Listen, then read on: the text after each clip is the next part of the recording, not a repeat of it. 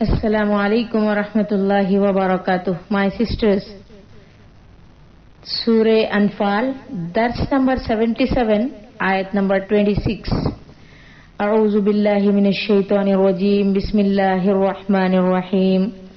पनाह मांगती हूँ अल्लाह तबारक व तआला की शैतान मरदूद से। शुरू करती हूँ अल्लाह के नाम से जो निहायत मेहरबान और बड़ा ही रहम करने वाला है। वज़कुरू इज़ अंतुम क़लीलुम मुस्तज़अफ़ून फ़िल अर्ज़ि तख़ाफ़ून अन यतख़त्तफ़कुमुन नासु फ़आवाकुम व अय्यदकुम बिनस्रिही व रज़क़कुम मिनत तय्यिबाति लअल्लकुम तशकुरून। वज़कुरू और इद जब अंतुम तुम कलीलुन थोड़े मुस्तज़ाफून ज़ईफ कमजोर समझे जाते थे फी में अल अर्द जमीन तखाफूना तुम डरते थे अन के यतखत्तफकुम उचक ले जाएं तुम्हें अन्नास लोग फ़आवाकुम पस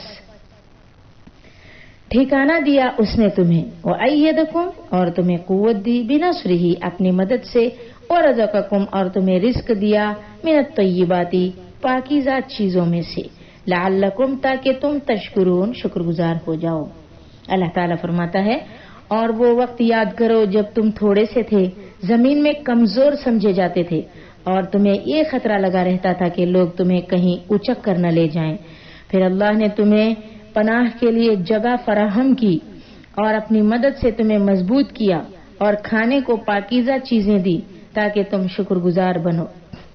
इस आयत की तफसीर में एक हदीस आ रही है जिसमें सैयदना अबू ज़र ग़िफ़ारी रज़ी अल्लाह ताला अन्हु के ईमान लाने का जिक्र है। अबू ज़र ग़िफ़ारी रज़ी अल्लाह ताला अन्हु, इससे यह भी मालूम हो जाएगा कि इस्लाम के इब्तिदाई यानी शुरू दौर में मुसलमान किस तरह की मुसीबतों और हालात से दो चार थे। सैयदना अबू ज़र रज़ी अल्लाह ताला अन्हु खुद बयान करते हैं कि मैं ग़िफ़ार कबीले का एक आदमी था। कबीला यानी खानदान, ग़िफ़ार खानदान का एक शख्स था। मुझे खबर मिली कि मक्का में एक शख्स पैदा हुआ है जो अपने आप को पैगंबर कहता है। मैंने अपने भाई अनीस से कहा कि मक्का जाकर उस शख्स से मिलो, या तो अपने भाई उनैस से कहा कि मक्का जाकर उस शख्स से मिलो और बातचीत करो, उसका हाल मुझे आकर बतलाओ। वो आपसे मिलकर वापस मेरे पास आया और कहा वल्लाह वो अच्छी बात का हुक्म करता है और बुरी बात से मना करता है। इस जवाब से मेरी तसल्ली न हुई और मैं खुद मक्का आ गया। यहाँ मैं किसी को पहचानता नहीं था, न मुझे किसी से आपका हाल पूछना मुनासिब मालूम हुआ। मैं जमजम का पानी पीता रहा और मस्जिद में बैठा रहा। हजरत अली रज़ी अल्लाह ताला अन्हु मेरे सामने से गुजरे और पूछा तुम मुसाफिर मालूम होते हो?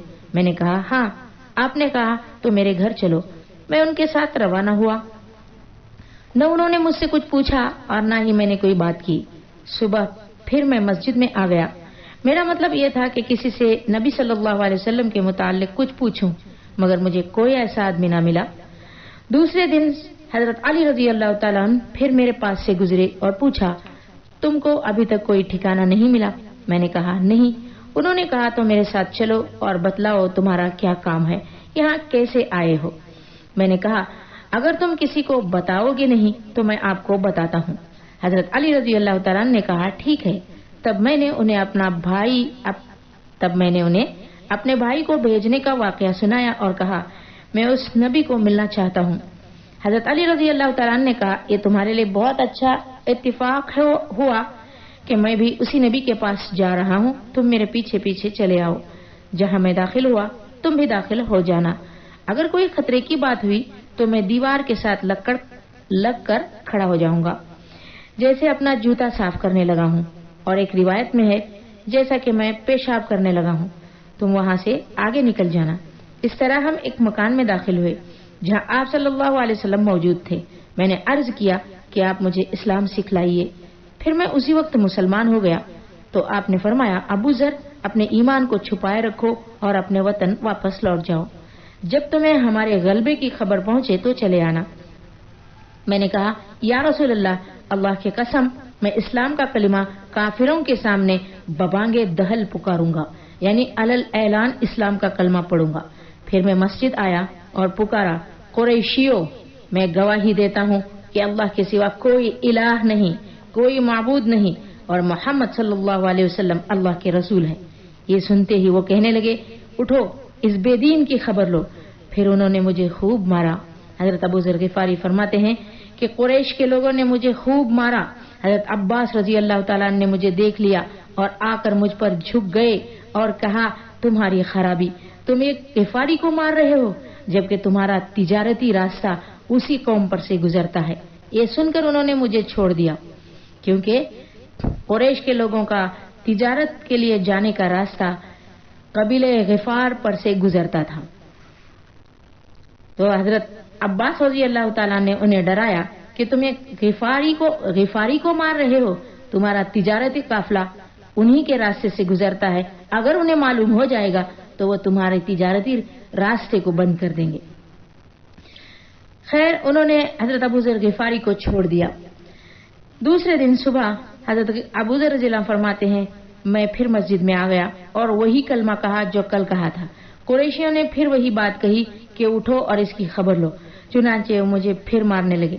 اتنے میں پھر حضرت عباس رضی اللہ تعالیٰ عنہ وہاں آ پہنچے اور مجھ پر جھک گئے اور ان کو وہی بات کہی جو کل کہی تھی۔ پھر انہوں نے مجھے چھوڑ دیا۔ مکی زندگی میں مسلمانوں پر ایسا وقت بھی آیا جبکہ اپنے اسلام کو ظاہر کرنا بھی جان جوکھوں میں ڈالنے کا کام تھا، یعنی اپنی جان کو مشکلوں میں ڈالنے کا کام تھا۔ پھر مکی زندگی کے آخری دور تک مسلمانوں پر کفار کی طرف سے سختیوں میں کمی واقع نہیں ہوئی۔ انہیں سختیوں سے تنگ آ کر مسلمانوں نے 2 بار حبشہ کی طرف ہجرت کی تھی۔ بالآخر مسلمانوں کو مکہ چھوڑ کر مدینے کی طرف ہجرت کرنا پڑی۔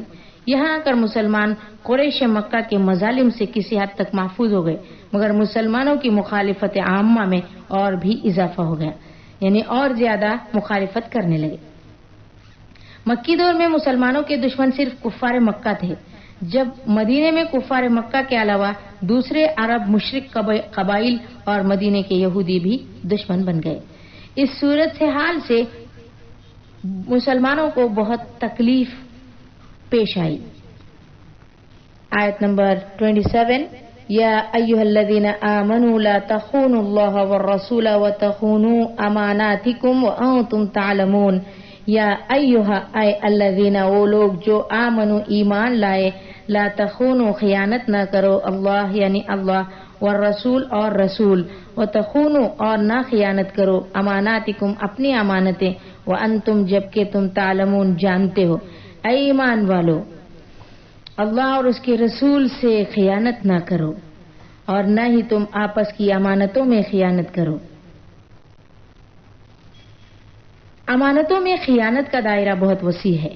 امانتوں سے مراد وہ تمام معاہدے اور وعدے اور وہ ذمہ داریاں ہیں جو کسی انسان پر لازم کی گئی ہیں۔